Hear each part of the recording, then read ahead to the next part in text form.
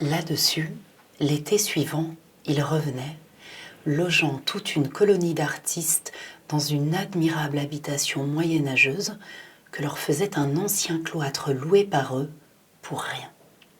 Et ma foi, en entendant cette femme qui, en passant par tant de milieux vraiment distingués, a gardé pourtant dans sa parole un peu de la verdeur de la parole d'une femme du peuple, une parole qui vous montre les choses avec la couleur que votre imagination y voit, l'eau me vient à la bouche de la vie qu'elle me confesse avoir menée là-bas, chacun travaillant dans sa cellule et où, dans le salon si vaste qu'il possédait 2 cheminées, tout le monde venait avant déjeuner pour des causeries tout à fait supérieures, mêlées de petits jeux, me faisant penser à celle qu'évoque ce chef-d'œuvre de Diderot, les lettres à Mademoiselle Vollon. Puis, après le déjeuner, tout le monde sortait, même les jours de grain, dans le coup de soleil, dans le rayonnement d'une ondée lignant de son filtrage lumineux les nodosités d'un magnifique départ de hêtre centenaire qui mettait devant la grille le beau végétal affectionné par le XVIIIe siècle et d'arbustes ayant pour boutons fleurissants dans la suspension de leurs rameaux des gouttes de pluie. On s'arrêtait pour écouter le délicat barbotis énamouré de fraîcheur d'un bouvreuil se baignant dans la mignonne baignoire minuscule de Nymphenburg qu'est la corolle d'une rose blanche. Et comme je parle à Madame Verdurin des paysages et des fleurs de là-bas délicatement pastelisées par Elstir, mais c'est moi qui lui ai fait connaître tout cela, jette-t-elle avec un redressement colère de la tête. Tout, vous entendez bien, tout, les coins curieux, tous les motifs, je lui ai jeté à la face quand il nous a quittés, n'est-ce pas Auguste?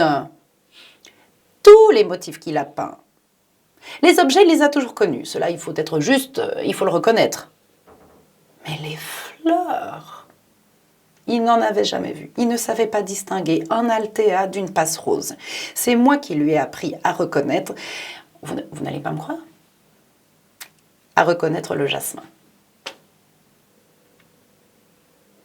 Et il faut avouer qu'il y a quelque chose de curieux à penser que le peintre des fleurs, que les amateurs d'art nous citent aujourd'hui comme le premier, comme supérieur même à Fantin-Latour, n'aurait peut-être jamais, sans la femme qui est là, su peindre un jasmin. Oui, ma parole, le jasmin. Toutes les roses qu'il a faites, c'est chez moi, ou bien c'est moi qui les apportais. On ne l'appelait chez nous que Monsieur Tiche, dans Mondé à Cottard, à Brichot, à tous les autres, si on le traitait ici en grand homme, lui-même en aurait ri. Je lui apprenais à disposer ses fleurs. Au commencement, il ne pouvait pas en venir à bout. Il n'a jamais su faire un bouquet. Il n'avait pas de goût naturel pour choisir. Il fallait que je lui dise « Non, ne peignez pas cela, cela n'en vaut pas la peine. Peignez ceci. » S'il nous avait écoutés aussi pour l'arrangement de sa vie comme pour l'arrangement de ses fleurs, et s'il n'avait pas fait ce sale mariage.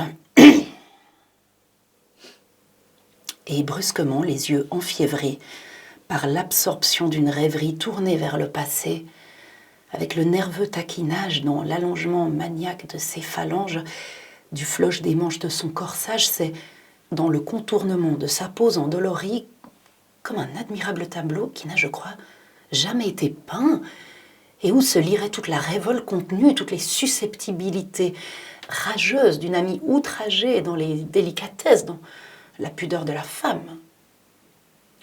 Là-dessus, elle nous parle de l'admirable portrait qu'Elstir a fait pour elle, le portrait de la famille Cottard, portrait donné par elle au Luxembourg au moment de sa brouille avec le peintre, confessant que c'est elle qui a donné au peintre l'idée d'avoir fait l'homme en habit pour obtenir tout ce beau bouillonnement du linge et qui a choisi la robe de velours de la femme, robe faisant un appui au milieu de tout le papillotage des nuances claires des tapis, des fleurs, des fruits, des robes de gaze des fillettes pareilles à des tutus de danseuses.